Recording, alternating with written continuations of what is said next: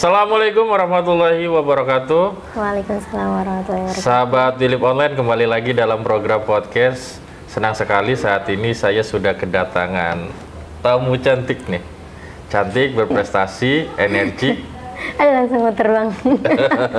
Namanya Siti Fatmawati. Siti Fatmawati. Boleh sapa dulu deh, sahabat Philip Online. Halo, assalamualaikum sahabat Philip Online. Masih malu-malu. Malu.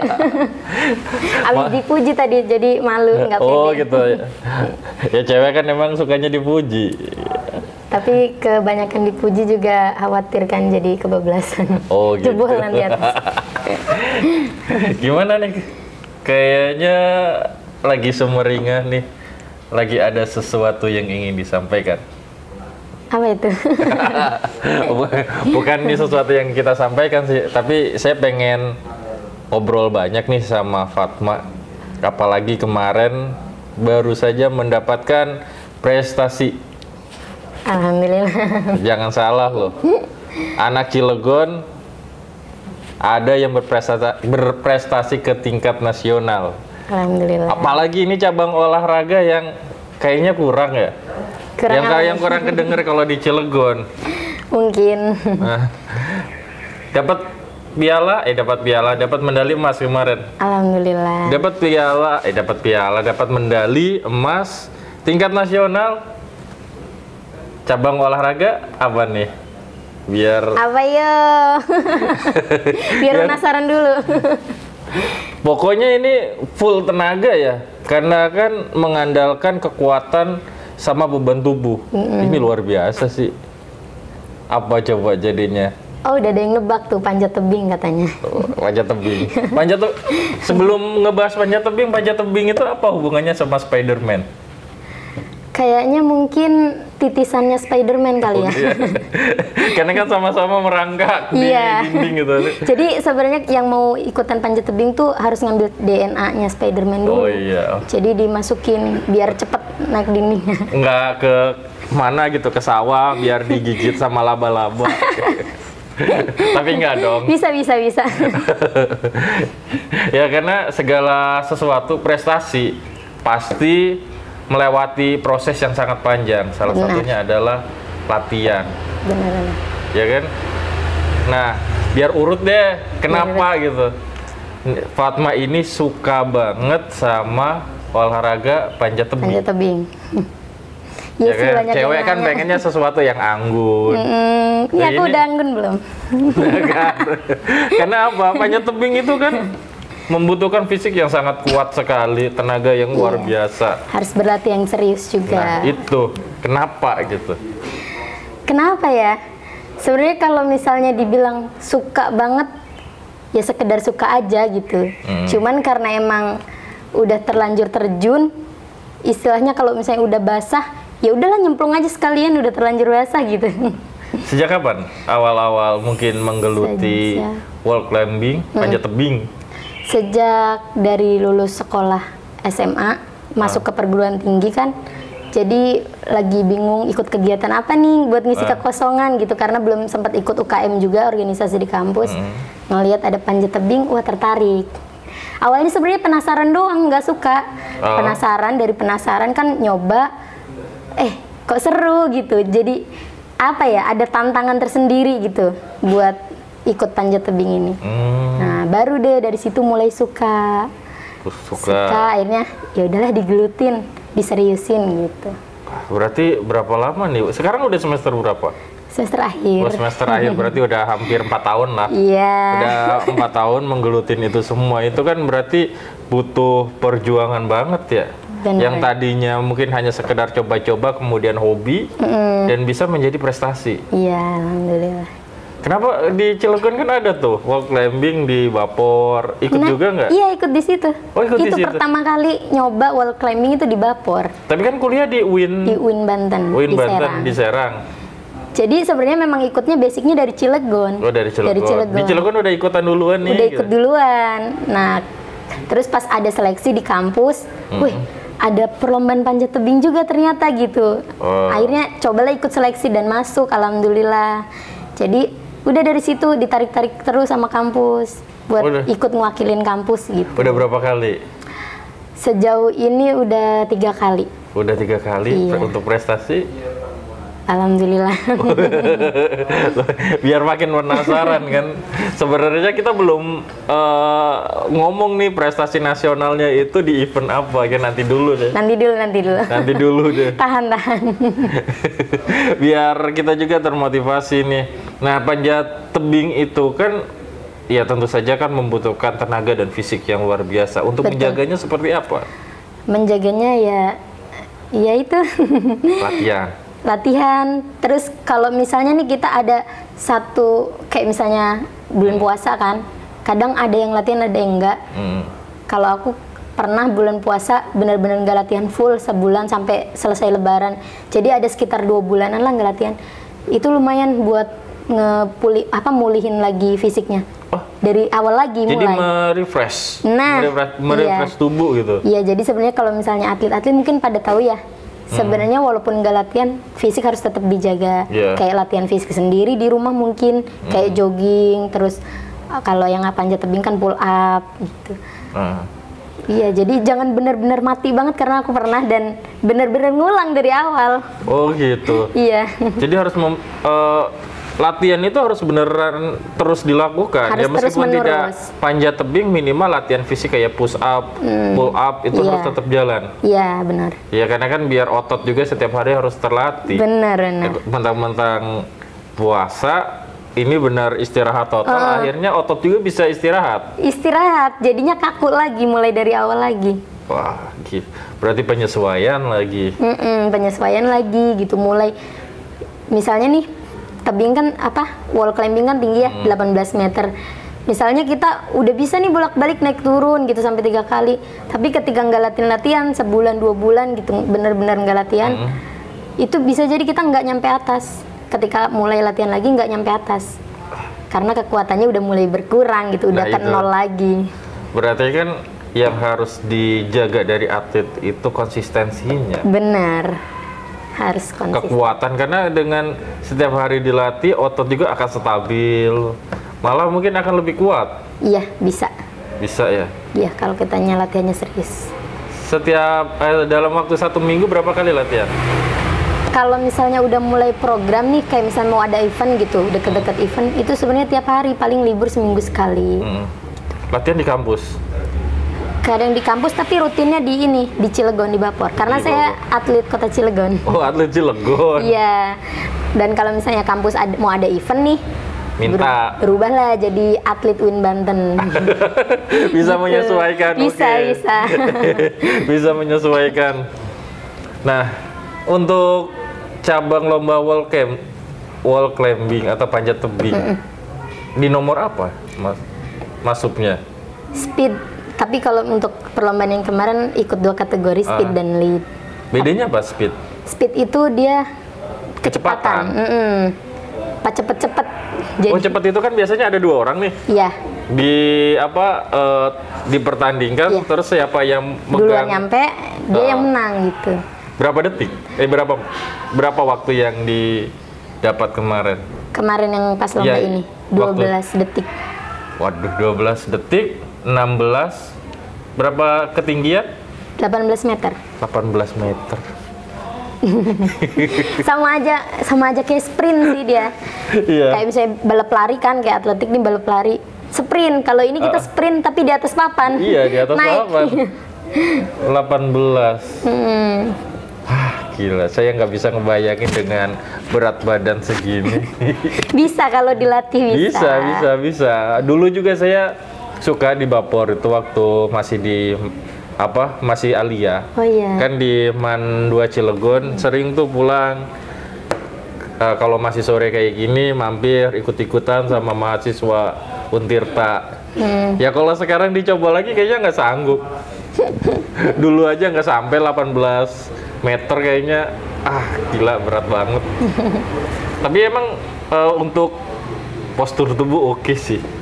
Makanya atlet kan semua badannya bagus-bagus ya. Nah, cuma ini aja kayaknya kurus kering kerempeng. Tapi isinya otot biasanya. Beda orang yang kurus kering sama atlet itu. Kalau atlet kurus karena ototnya Adalah dikit. Nah, banyak gak sih atlet panjat tebing di Cilegon? Nggak banyak sih, cuman ada. Kalau Fatma nih, ada berapa temennya yang sering ikut kompetisi bareng gitu di Cilegon? Di Cilegon ya, Di Cilegon dulu deh. ada sekitar 7-10 orang sih. 7-10, dan itu biasanya mewakili di beberapa event. Iya, dan eventnya itu kita di tingkat provinsi. Bawa nama kota Cilegon. Porprov Nah, gitu. kayak ke Porprov, ke Jurprov, sirkuit. Pernah mana? Alhamdulillah. Berapa ya? Alhamdulillah, kita juga pengen tahu dong. Ria nggak ini? Enggak, Oh, enggak. Ya, Iya. ini membuktikan bahwa anak Cilegon itu benar-benar memiliki prestasi. Salah satunya ya di bidang olahraga cabang panjat tebing. Iya. Mungkin kalau misalnya dibilang prestasi gitu ya, ada banyak kawan-kawan saya yang terdahulu yang lebih banyak prestasinya segudang gitu mungkin ya, yang memang mereka ikutnya ada yang dari SD, dari SMP gitu, sampai mereka remaja dewasa gitu kan. Udah banyak banget prestasinya. Mungkin kalau saya sendiri baru sekelumit gitu ya, karena baru berapa tahun doang gitu. Merendah. Ini serius, Iya, ini iya, serius. iya, iya. Iya, mungkin ada sekelumit lah gitu dari teman-teman yang lain, prestasinya mungkin ada. Kalau misalnya untuk di tingkat provinsi sendiri, itu kalau apa sih namanya, yang bergu ada yang juara 1, ada yang juara 2 gitu. Karena kita sering bersaingannya itu dengan Kota Tangerang, Tangerang. yang jelas lebih gitu. Saingan utama nih kalau Nah. di provinsi sama Tangerang lagi. Iya, gitu. Ya ada yang juara 1 ada gitu, kayak lead apa boulder gitu ya, bergu ada juara 1, juara 2 juga ada. Berarti sering masuk ke beberapa nomor juga, nggak hanya di speed. Iya. Jadi kalau misalnya manjat kan kita memang harus semua gitu sebenarnya. Harus semua bisa. Cuman kan ada di spesialnya. Iya. Kayak aku misalnya spesialis speed. Jadi lebih mengutamakannya di speednya gitu. Kalau misalnya di yang lain tambahan, syukur-syukur bisa masuk juga gitu. Wah, mantep. Selanjutnya nih, ini kan udah banyak banget prestasi yang kamu kumpulkan. Alhamdulillah. Ada kepuasan tersendiri nggak sih? Kepuasan sebenarnya belum boleh puas ya. Benar. Belum boleh puas, karena emang pada dasarnya kan manusia nggak ada puasnya. Tapi untuk di satu event ya mungkin ada satu titik pencapaian yang harus kita raih. Kayak misalnya nih ada event kemarin ini, wah saya harus dapat juara 1 nih. Ketika udah terambil, ya sebagai manusia biasa saya merasa puas. Tapi puasnya itu jangan sampai berkelanjutan gitu. Iya, maksudnya ketika akan mengikuti satu perlombaan, satu event, tentu kita memiliki target. Targetnya adalah juara. Juara. Ya kan, itu akan yang menjadi motivasi kita kan. Benar. Dan kalau kita udah terasa motivasinya, pasti latihan juga akan benar-benar. Bakal dikejar tuh si yang jadi motivasi tuh. Nah, itu akan dikejar. Mental itulah yang harus dibangun. Iya, kadang suka kesel gitu sama teman-teman ya. Kenapa? Iya, yang ikutan lomba, lu ikut lomba nih, padahal ikut lomba tujuannya juara ya. Tapi ada embel-embel ngomong, nggak apa-apa lah, nggak menang juga, yang penting pengalaman. Bisa begitu ya? Iya, jadi sebenarnya lu lomba mau juara apa mau pengalaman, pilih salah satunya. Gitu kan. Kalau misalnya emang mau juara, ya insya Allah pengalaman juga dapat. Iya. Kalau mau pengalaman doang ya udah gitu, ikut main-main aja, nggak usah ikut lomba. Dan kalau menjadi juara itu akan menjadi pengalaman paling hebat. Benar sekali. Kalaupun enggak juara, itu juga bakalan jadi pengalaman secara otomatis. Iya. Tanpa harus kita targetkan pengalaman gitu ya. Iya, setidaknya ketika kita tampil, contohnya mewakili Kota Cilegon atau mewakili kampus di setiap event, di situ kan akan membawa nama Cilegon atau kampus kita. Iya. Ya kalau cuman mengikutin, nggak memiliki target apa-apa, Targetnya terus pengalaman doang. targetnya pengalaman doang, ketika kompetisi itu dimulai dan penampilnya standar biasa aja kan nggak enak juga gitu dilihatnya. Karena kita kan bawa beban nih, bebannya bukan cuma diri kita sendiri. Kita, kayak misalnya contohnya saya mewakili kampus. Jadi beban kampus itu sementara ada di pundak kita sampai kita selesai perlombaan. Jadi kita bawa kampus nih, digendong sama kita. Masa iya kita mau tinggalin gitu aja? Istilahnya kan kita harus ya menyesuaikan lah gitu. Kampus udah misalnya memberikan fasilitas-fasilitas kepada kita, sampai kita berangkat lomba, sampai didaftarin, itu kan butuh ya lumayan finansial dan yang lainnya ya. Iya. Kalau misalnya targetnya cuman pengalaman doang ya udah gitu, ngapain kampus capek-capek ngeberangkatin, capek-capek ngasih fasilitas gitu ya. Jadi sekarang prestasinya apa nih? Tingkat nasional loh. Iya, alhamdulillah kemarin ikut perlombaan namanya Pesona, Pekan Seni dan Olahraga Tingkat Nasional, Perguruan Tinggi Keagamaan Negeri se-Indonesia. Se-Indonesia. Iya. Ya, jadi alhamdulillah lawannya juga dari Riau, dari Bali dan yang lainnya bisa berkumpul jadi satu di acara itu. Semua kan, semua provinsi yang ada di Indonesia, dan ini dari perguruan tinggi atau universitas keagamaan? Iya, keagamaan negeri. Oh, negeri. Iya. Jadi sebelumnya kan ini sebenarnya event 2 tahun sekali di kampus itu, ada event 2 tahun sekali, namanya dulu Pionir. Jadi ada seni, ilmiah, riset dan yang lainnya berkumpul jadi satu. Cuman karena kemarin terhalang pandemi, jadi dipecah jadi 2. Nah, yang seni, yang riset sama ilmiah itu dibedain. Nah, sekarang ini cuman khusus seni sama olahraga aja. Dan lebih diperluas, kalau dulu PTKIN, Perguruan Tinggi Keagamaan Islam Negeri. Jadi khusus yang Islam-Islam nih. Kalau sekarang PTKN. Jadi yang Hindu, Buddha, Kristen yang lainnya bersatu. Berarti lebih beragam ya? Iya, nah, itu. lebih melebar. Lebih mencakup semuanya, lebih beragam lah ya, namanya Indonesia, memiliki banyak keyakinan dan banyak agama, jadi akhirnya berkompetisi bersama. Di satu event. Nah, di Panjat Tebing sendiri, mulai dari seleksi sampai kemudian masuk final, mana yang kira-kira lawannya paling berat? UIN Jakarta. UIN Jakarta. Iya. Itu ketemu pada saat? Pada saat final perebutan juara 1-2. Kenapa? Karena kan dia kan kalau misalnya panjat tebing speed ya, yang kategori speed itu kayak main bola, jadi sistem gugur. Iya. Nah, jadi misalnya dari berapa puluh orang diambil 16 besar. Nah, juara 1 bersaing dengan juara 16. Jadi masih aman. Alhamdulillah waktu kemarin babak kualifikasi ada di urutan pertama. Widih, keren. Alhamdulillah. Oh, ada kualifikasi. Iya, jadi ada kualifikasi pengambilan tercepat sampai terendah, diurutin dari 1 sampai seterusnya, diambil 16 besar. Dan aku kan alhamdulillahnya gitu urutan pertama, jadi nilai tercepat untuk sementara di kualifikasi. Jadi lawannya itu ke 16. Jadi lumayan jauh gitu. Itu 16 kecepatannya. Berarti masuk 18 besar itu 16 besar. 16 besar menuju 8 besar. Menuju 8 besar. Nanti ditanding lagi juara 1 sama juara 8, juara 2 sama juara 7 gitu. Disisihin lagi, diambil 4 besar. Nanti baru semifinal buat ke big final dan small final. Sama aja kayak bola. Wih, mantep. Dari kualifikasi aja udah mendapatkan poin paling tinggi. Alhamdulillah. Terus kemudian sampai lolos ke final. Kalau untuk ini dari temen yang UIN Jakarta itu dulu, dia di pas posisi kualifikasi emang di posisi kedua. Oh, kedua. Jadi udah sesuai dengan urutan. Iya, memang kalau speed sih biasanya udah terlihat dari pertama gitu. Kayaknya yang kenceng dari sini-sini nih.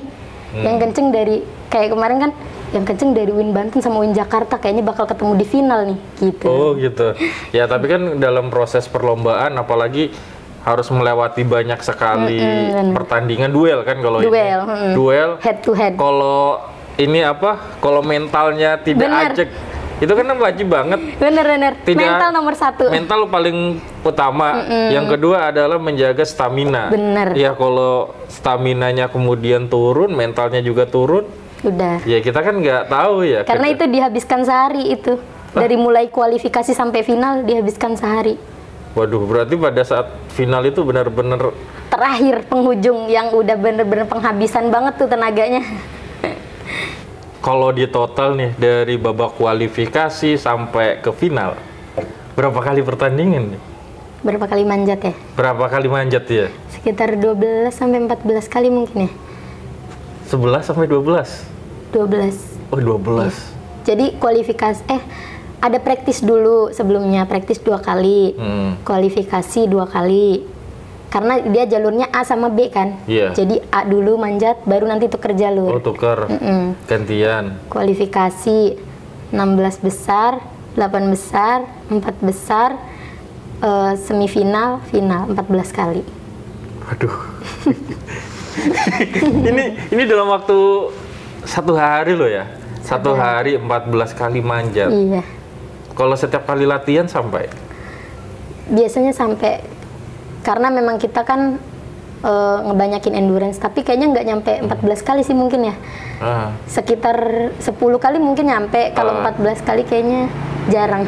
Nah, ini kan dari pagi terus kemudian 1 hari full lah dengan 14 kali manjat yang harus dijaga nih agar tenaga tetap fit, terus mental tetap terjaga. Apa sih yang kamu lakukan? Istighfar. Istighfar. Ya pasti kan asupan makan juga sangat mempengaruhi. Iya, biasanya kalau misalnya lagi lomba gitu, lagi tanding, kita selalu dibekelin. Selalu dibekelinnya itu pisang. Bukan biar kayak monyet ya. Enggak itu. Tapi emang pisang suplemen paling utama sih. Iya, karena gula yang gampang diserap juga. Pisang, kita selalu dibawanya pisang, coklat, susu, sama ini, Pokari. Itu yang utama. Oh iya. Yang utama. Berarti kalau coklat itu harus yang dark atau yang tetap bergula atau tetap yang sama? Yang penting biasa, coklat gitu? Biasa, coklat biasa, Silver Queen. Oh, sebut merek. Sebenarnya itu kan makanan yang kalorinya tinggi. Benar. Kalorinya tinggi, gulanya tinggi, karena memang membutuhkan tenaga yang besar juga. Iya, karena dia kan langsung cepat jadi energi gitu ya. Langsung jadi energi. Yang pasti kalau untuk coklat itu kan untuk menjaga mood. Kalau moodnya tetap terjaga, mental tetap terjaga. Wah, keren. Bisa nenangin gitu ya, bisa nenangin. Bentar ada motor lewat. Nggak apa-apa, sahabat Willip Online. Ini studio Willip. Kita menempati studio yang baru. Kebetulan kita pengen suasana yang berbeda, ada di halaman rumah. Jadi mohon maklum nih kalau ada suara-suara ya. Tempatnya ramah lingkungan ya. Asik sih, insya Allah. Setelah ini, ketika menang di acara Pesona, mewakili kampus dari Banten ya, iya. UIN Banten. UIN SMH Banten. Selanjutnya ada tingkatan selanjutnya atau kayak gimana? Kalau dari event Pesona ini ya, mungkin dari event Pesona mah cuma sampai stuck di nasional ya. Nasional. Iya, karena biasanya juga udah sampai nasional ya udah gitu, nggak ada yang internasional. Ada keinginan untuk ya bisa menjadi atlet nasional? Ada. Cuman mungkin kayaknya kalau misalnya dipikir-pikir udah nggak bisa kali ya, soalnya kan rata-rata yang mau dikirim buat jadi atlet nasional tuh udah mulai dari usia-usia dini gitu, maksudnya usia-usia pelajar SMP SMA gitu. Kalau misalnya usia-usia kayak gini kayaknya udah terlalu cuman belum tahu kalau misalnya memang masih ada rezeki kan, masih bisa insya Allah gitu ya. Siapa tahu kan nanti di PON bisa mewakili Banten. Amin. Kemudian menang. Kan kalau udah menang PON biasanya ditarik tuh ke Platnas untuk event SEA Games atau Asian Games. Iya, semoga. Karena kan balik lagi ya waktu Asian Games 2018, panjat tebing ini salah satu cabang olahraga yang penyumbang medali emas terbanyak. Keborong lagi. Benar. Gila. Pokoknya panjat tebing ternyata bisa menghasilkan banyak sekali emas. Bahkan kisah peraih emasnya si Aris Susanti difilmkan, itu kan keren juga. Nah, inilah buat motivasi anak-anak muda saat ini. Ini loh, ternyata ada cabang olahraga yang keren banget. Dan kalau digeluti menjadi prestasi akan baik juga buat kita. Karena sekarang kalau atlet bisa tembus ke nasional, biasanya udah langsung diangkat jadi ASN. Amin. Amin. Ya semoga aja nih. Semoga. Tapi jangan deh. Ngedenger nggak nih Pak Gubernur? Wali kota minimal. Oh iya, minimal wali kota. Tapi Pak jangan Heldi. dijadiin THL, Pak. Kalau dijadiin THL bentar lagi dihapus mau jadi P3K kan? Atau enggak otomatis jadi P3K kan? Alhamdulillah kita tidak tahu rezeki ke depan ya. Iya. Selanjutnya apa sih harapan Fatma nih untuk olahraga panjat tebing di kota Cilegon? Ya harapannya mungkin bukan untuk panjat tebing ya, bukan untuk panjat tebing aja, tapi semua atlet-atlet gitu, semua cabang olahraga yang ada di Cilegon lebih diperhatikan lah. Karena memang panjat tebing atau olahraga-olahraga lain itu bakalan lebih berkembang, berjaya gitu kalau misalnya banyak support, banyak fasilitas dari pemerintahnya sendiri gitu. Kayak misalnya panjat tebing nih. Panjat tebing itu salah satu cabang olahraga yang memang benar-benar butuh banget support dari pemerintah. Karena semua alatnya mahal. Iya juga sih. Semua alatnya mahal gitu. Kalau menurut saya pribadi ya, karena mungkin saya yang nggak terlalu punya lah gitu ya, orang biasa-biasa aja, menengah ke bawah mungkin. Jadi untuk beli sepatu panjat aja agak kesusahan. Karena harganya sekitar 2 juta ke atas. Fatma, kalau untuk ini ya fasilitas latihan mencukupi nggak sih di Cilegon? Dibilang mencukupi kurang, dibilang nggak mencukupi tapi ada gitu. Tapi kan yang sorry nih, kalau yang di Bapor itu punya KS karena fasilitas yang dibangun sama KS kan? Tapi kurang tahu ya Fatma itu punya KS atau punya pemerintah, kurang tahu. Karena Fatma lahir di situ, itu keadaan posisi wall udah lama banget. Itu mulai waktu zaman saya SMA udah ada. Nah, sekarang udah berapa? Mohon maaf umurnya. Udah banyak. Iya. Jadi dan kebetulan juga Fatma baru berapa tahun gitu, dari 2017. Dan wall itu udah berdiri lama banget gitu. Itu kayaknya semenjak saya kecil juga udah ada sih. Nah, dan posisinya memang seharusnya sudah diganti sama yang baru. Karena kan semakin tahun itu semakin upgrade ya. Wall-wall itu semakin upgrade, semakin ya bertumbuh pesat lah gitu. Jadi kayaknya kurang memadai gitu. Tapi kalau untuk pusat latihan yang dimiliki Cilegon dari mungkin di Spora ada nggak? Belum ada berarti? Belum ada, tapi yang di alun-alun Cilegon sebenarnya baru. Itu kan tidak sampai boulder. 18 cm, 18 cm. Iya, baru boulder aja. Itu cuma 1 meter atau berapa meter sih? Sekitar 4 atau 5 meteran ya. Iya, itu kan pendek banget dan nggak mungkin dong latihan speed di situ. Iya benar. Itu emang dikhususkan buat boulder. Kalau misalnya untuk papan lead sama speed yang kecepatan itu emang nggak ada. Kalau lead ada di Bapor, tapi itu posisinya udah kuno ya. Dibilang kuno gitu karena harus butuh upgrade gitu kan, upgrade wall yang terbaru dan harus udah pakai volume. Di situ kan masih belum bisa dipasang volume karena dia bentuknya relief kayak tebing asli ya. Kalau sekarang kan udah mainnya volume. Tapi kalau untuk di kampus gimana? Kalau di kampus alhamdulillah udah sedikit memadai, cuma tinggal volumenya aja belum dipasang-pasang. Oke. Terakhir deh, apa sih harapan Fatma nih untuk perkembangan olahraga panjat tebing di Cilegon dan untuk Fatma sendiri? Untuk perkembangan panjat tebing di Cilegon mungkin semoga harapannya gitu pemerintah lebih memperhatikan lagi cabang-cabang olahraga, terutama di panjat tebing yang memang membutuhkan fasilitas yang luar biasa gitu ya. Kayak wall aja itu anggarannya mungkin bisa nyampe ratusan juta ya.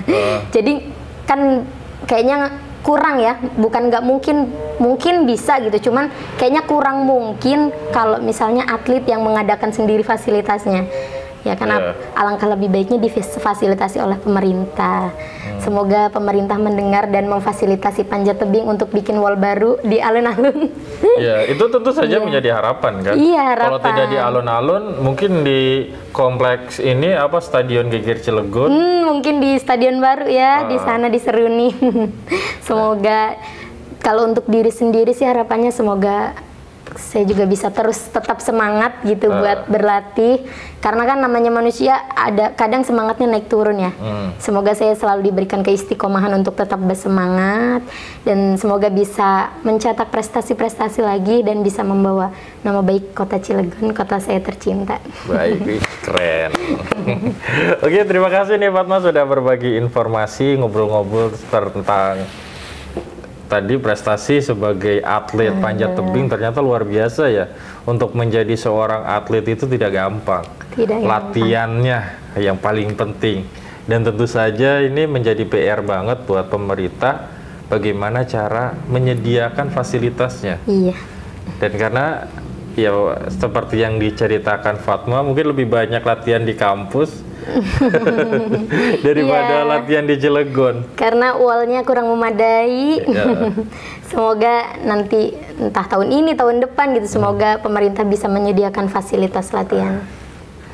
Fatma sendiri latihan dengan apa ya, fasilitas yang kurang dari Cilegon, tapi bisa menang ke tingkat nasional. Itu kan keren, apalagi kalau difasilitasi. Iya, fasilitasnya mungkin lengkap. banyak Fatma-Fatma yang terlahir. Oke deh, siap. Sekali lagi terima kasih Fatma sudah mampir nih ke studio Willip. Sahabat Willip Online, terima kasih sudah menyimak obrolan kami. Sampai jumpa pada program podcast selanjutnya. Saya Mang Pram pamit undur diri. Assalamualaikum warahmatullahi wabarakatuh. Waalaikumsalam warahmatullahi wabarakatuh. Terima kasih. Mantap. Sama-sama.